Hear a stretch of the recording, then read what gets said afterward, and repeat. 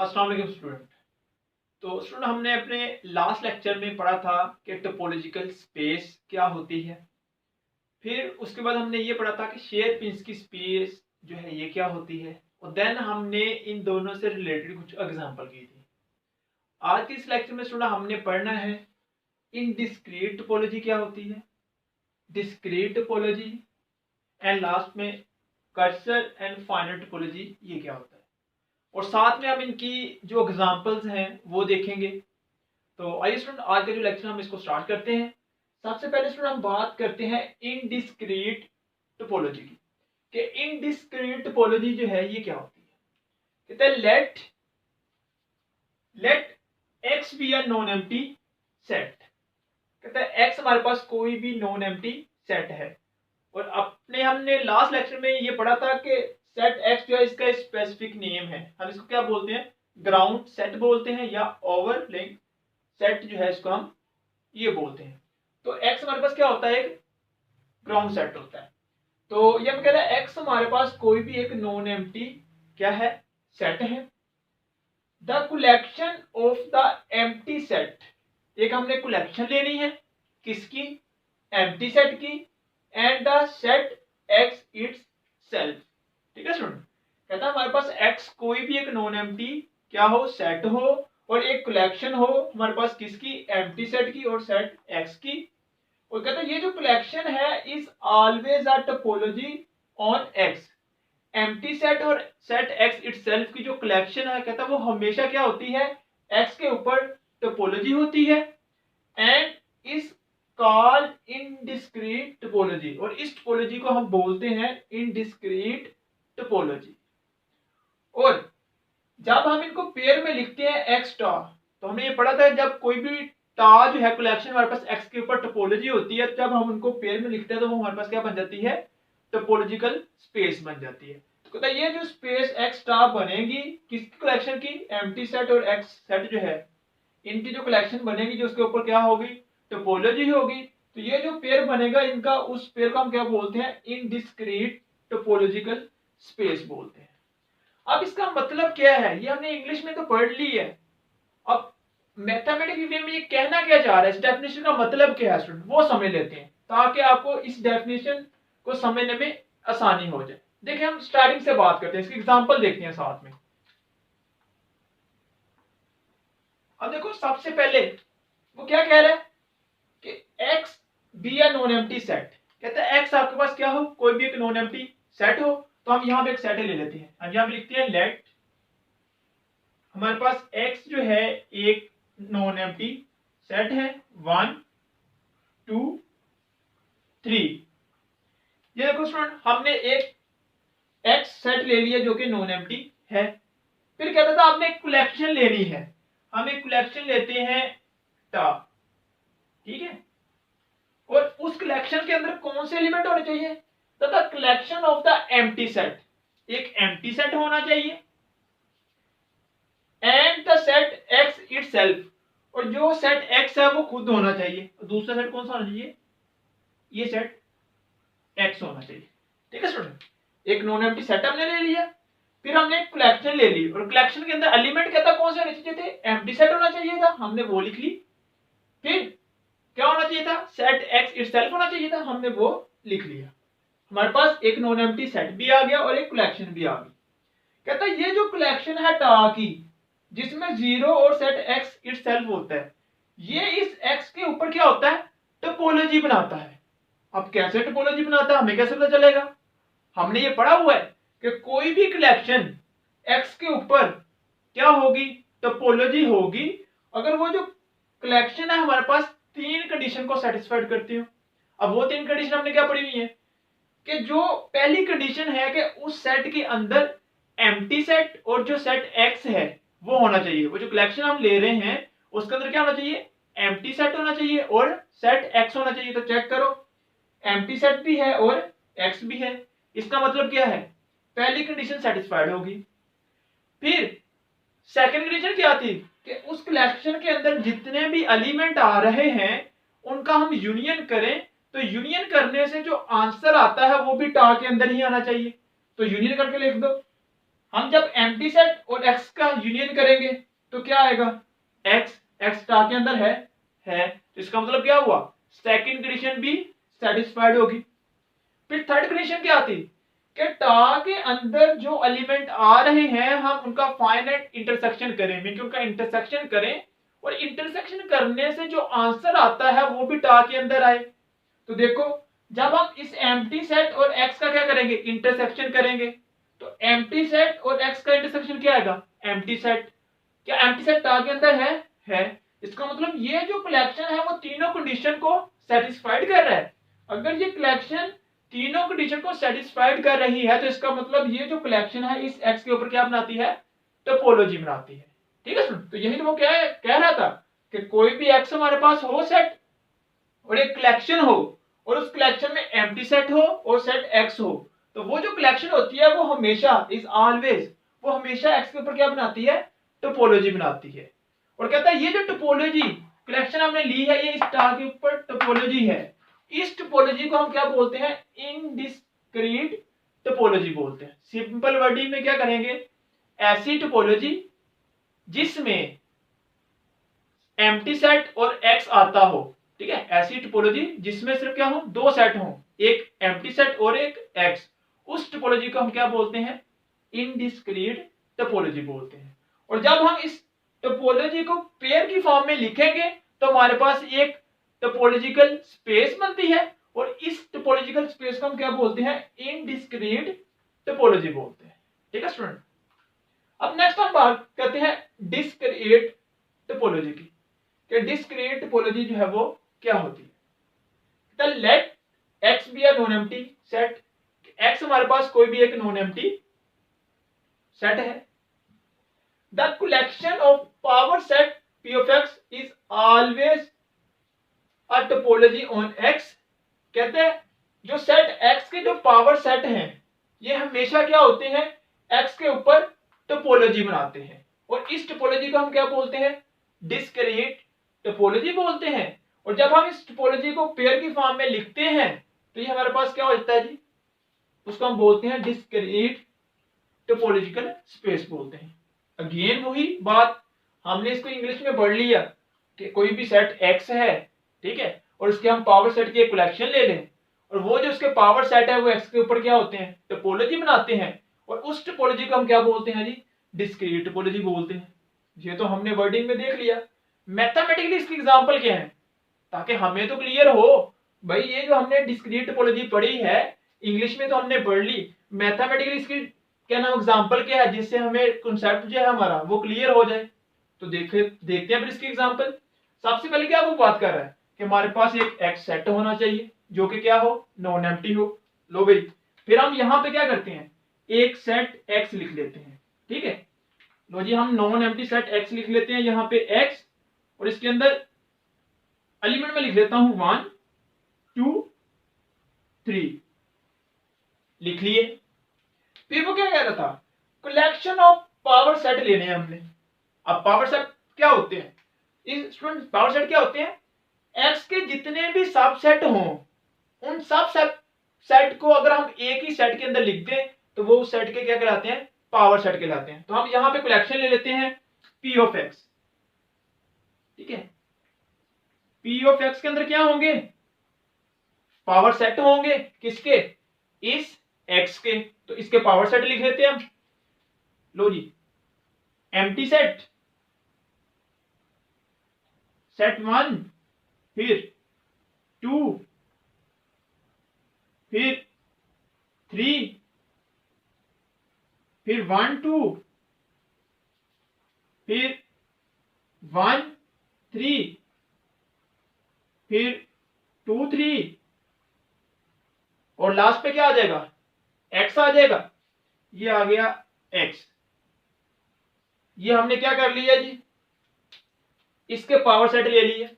अब power set का हमें पता क्या होता है कि एक्स के जितने भी सबसेट हैं अगर उन सब सबसेट को अगर हम एक ही सेट के अंदर लिख दें तो वो हमारे पास उसके क्या कहलाते हैं जी, पावर सेट कहलाते हैं। ठीक है, तो उसने यही तो कहा था कि एक आपने क्या लेना है, नॉन एम्प्टी सेट लेना है। हमने एक नॉन एम्प्टी सेट एक्स ले लिया।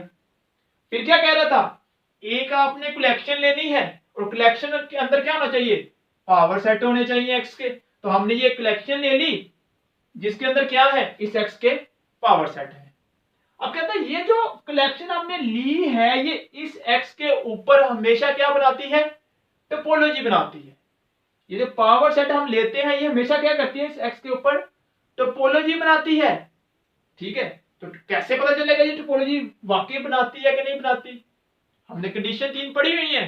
सबसे पहले चेक करना है कि इस कलेक्शन के अंदर एम्प्टी सेट और सेट एक्स है। तो आप चेक कर सकते हो यहां पे एम्प्टी सेट भी है और सेट एक्स भी है। तो क्या हुआ, फर्स्ट कंडीशन सेटिस्फाइड हो गई। सेकंड कंडीशन हमने क्या पढ़ी हुई है कि जो कलेक्शन आपने लिया यहां पे किसी भी दो एलिमेंट का यूनियन लो, उसका जो आंसर आए वो भी इसके अंदर आना चाहिए। तो चेक कर लो 1 2 का आप यूनियन लेते हो तो 1 2 इधर है, 2 3 का लेते हो तो 2 3 है, 1 3 का लेते हो तो 1 3 है। आप किसी का भी यूनियन ले लो, ठीक है, आप इनमें से उठा के किसी भी दो दो एलिमेंट का करके यहाँ पे क्या ले लो, यूनियन ले लो, हमेशा जो आंसर आएगा वो इस पावर सेट के अंदर ही आएगा। इसका मतलब ये हुआ कि जो पावर सेट है वो सेकंड कंडीशन को भी क्या करते हैं, फुलफिल करते हैं उनके।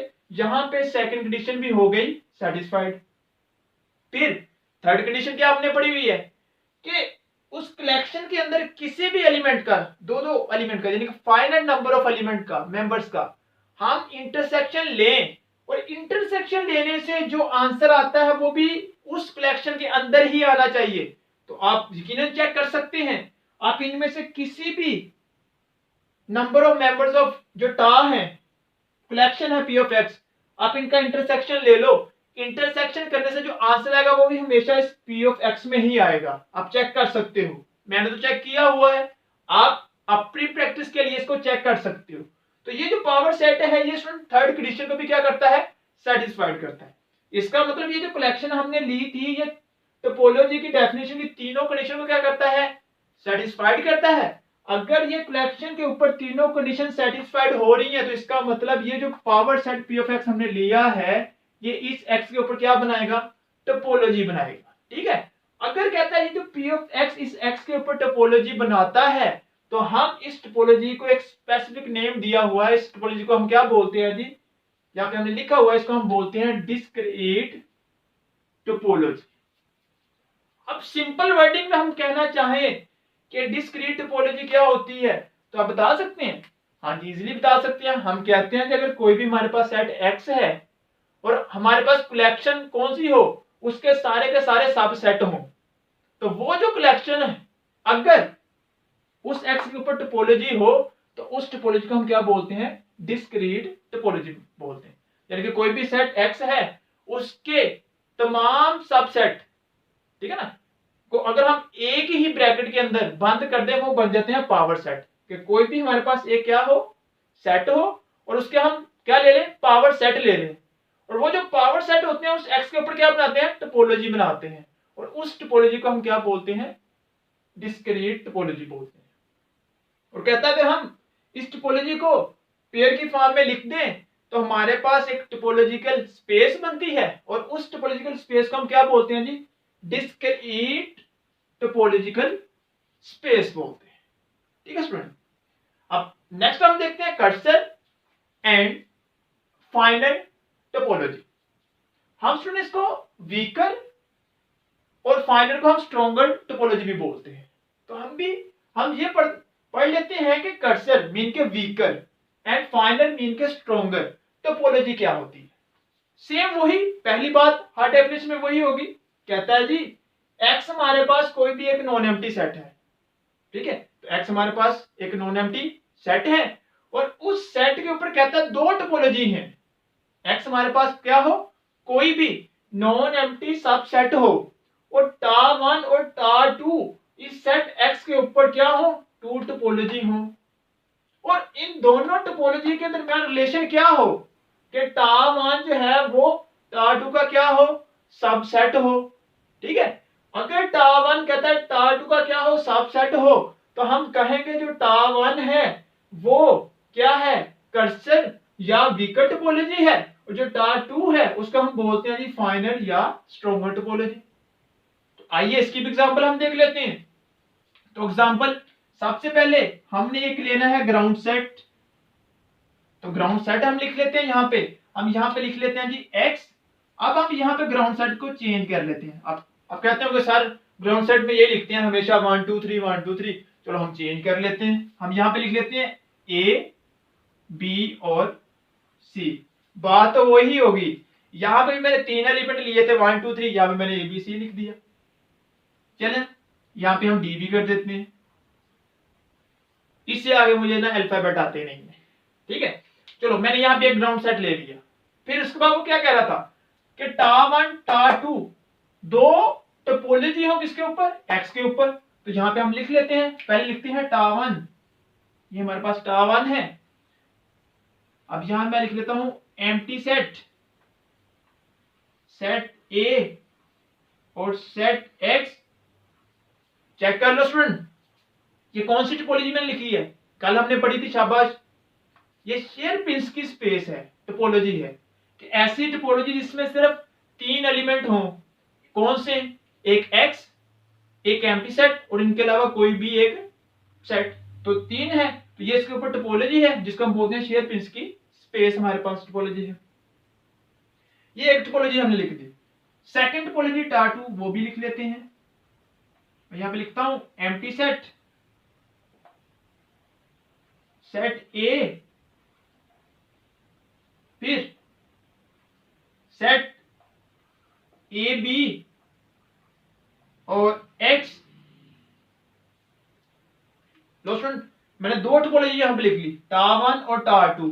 चेक कर लो, ये दोनों जो हैं वो x के ऊपर क्या बना रही है, टोपोलॉजी है। जब मैं वर्ड यूज कर रहा हूं तो दो टोपोलॉजी लिख ली, इसका मतलब ये है कि ये टोपोलॉजी की तीनों कंडीशन को सेटिस्फाइड करते हैं, इसलिए ये जो कलेक्शन में लिखी है ये x के ऊपर क्या बना रही है, टोपोलॉजी बना रही है। तो उसने यही तो कहा था कि x कोई भी क्या हो, नॉन एम्प्टी सेट हो, और टा1 और टा2 जो है वो क्या हो, दो टोपोलॉजी हो किसके ऊपर, x के ऊपर। तो ये दोनों टोपोलॉजी है x के ऊपर। फिर वो क्या कह रहा था, कहता सच दैट, ये बात है यहां पे समझने वाली, कि टा1 जो है वो टा2 का क्या हो, सबसेट हो। जरूरी नहीं है, यहाँ पे हमने जस्ट आपको समझाने के लिए लिखा है टा1 टा2 का सबसेट। ये भी हो सकता है टा2 जो है टोपोलॉजी 2 वो टोपोलॉजी 1 की क्या हो, सबसेट हो। ठीक है, दोनों में से कोई भी एक दूसरे की क्या हो जाए, सबसेट हो जाए। तो यहाँ पे हम जस्ट बात कर रहे हैं, कहता है टा1 जो है अगर टा2 क्या हो, सबसेट हो। तो चेक कर लो, क्या ये जो टा1 है टा2 की सबसेट है।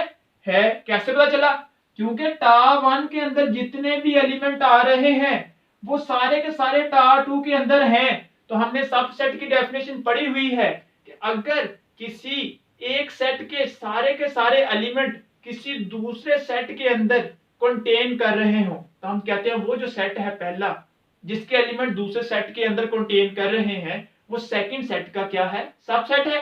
तो इसका मतलब टा1 के अंदर जितने भी एलिमेंट आ रहे हैं वो सारे के सारे टा2 के अंदर हैं। तो इसका मतलब हम ये कह सकते हैं कि टा1 जो है वो सबसेट है किसका, टा2 का।